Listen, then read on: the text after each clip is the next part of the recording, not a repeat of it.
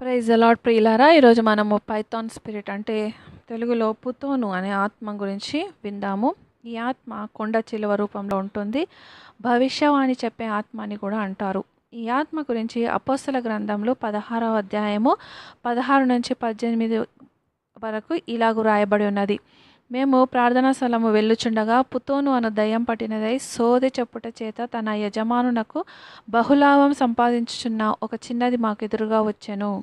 పౌలు వ్యాకులపడి దాని వైపు తిరిగి, నీవు ఈమెను వదిలిపొమ్మని యేసుక్రీస్తు నామమున ఆజ్ఞాపిస్తున్నానని ఆ దయ్యముతో చెప్పెను. వెంటనే అది ఆమెను వదిలిపోయెను.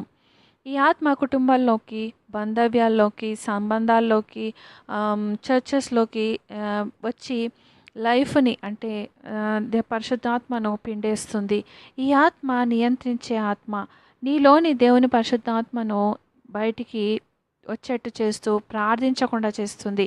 ఇది ఎప్పుడు నీ హృదయ గాయాలను చూపెడుతూ వాటిని మానకుండా చేస్తుంది. అంటే ఇతరులను క్షమించకుండా చేస్తుంది. మరియు నీ చుట్టూ ఇతర వాతావరణాన్ని ఉంచుతూ దేవుని వాక్యంతో రాజీ పడేట్టు చేస్తుంది. ఈ లక్షణాలు కింద చెప్పబడిన లక్షణాలు మీకు ఉంటే ఈ ఆత్మ కలిగి ఉన్నట్టు గుర్తించగలరు. ఈ ఆత్మ కలిగి ఉన్న వారు త్వరగా అలసిపోతారు. ప్రార్థించడానికి, స్తుతించడానికి ఆశ కలిగి ఉండరు.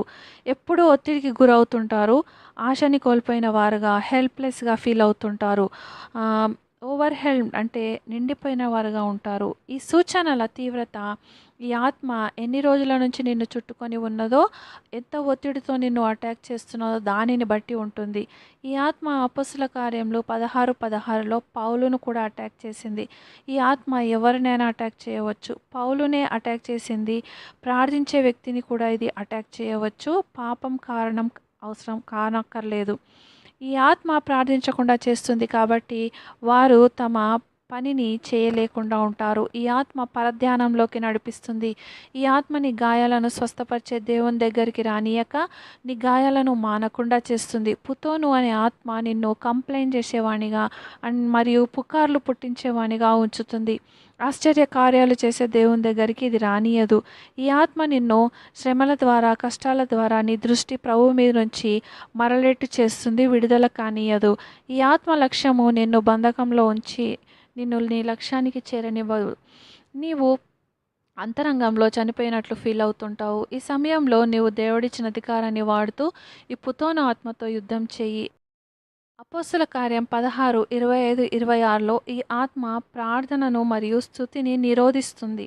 అంటే చేయనీయదు. కానీ ప్రార్థన, స్తుతి మాత్రమే నిన్ను విడిపిస్తాయి. ఈ ఆత్మలకు ప్రవక్తలంటే చాలా ఇష్టం. యోహాను 10:10 ప్రకారం సాతాను తన కుతంత్రాలను వాడుతూ నిన్ను దేవుని చిత్తానికి దూరం చేస్తాడు. ఈ ఆత్మ గలవారు మొదట తీయటి మాటలతో నీ విశ్వాసాన్ని పొందుకుంటారు. తర్వాత నిన్ను శాపాలతో, చేతబడితో ఊపిరాడనివ్వరు. ఈ ఆత్మ కలిగిన వారి ఉండే లక్షణాలు చూడండి.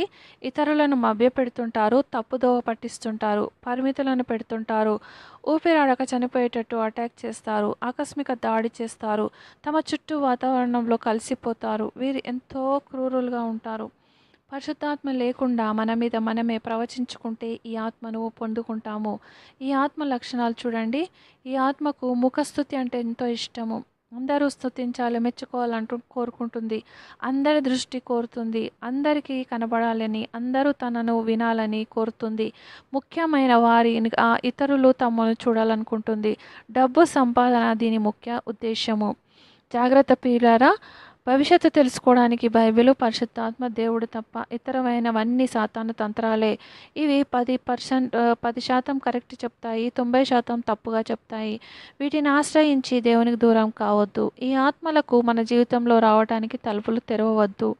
విడుదల పొందడానికి దేవునిని వేడుకోవాలి. కీర్తనలు 116, 3, 4 మరియు కీర్తనలు 18 ప్రకారము ఆయన మన పక్షాన శక్తివంతంగా పోరాడతాడు. యోహాను 20:21-23 ప్రకారము అందరినీ క్షమించు. క్షమాపణ పొందుకోవడము, ఇతరులను క్షమించడం రెండు మన జీవితంలో జరగాలి.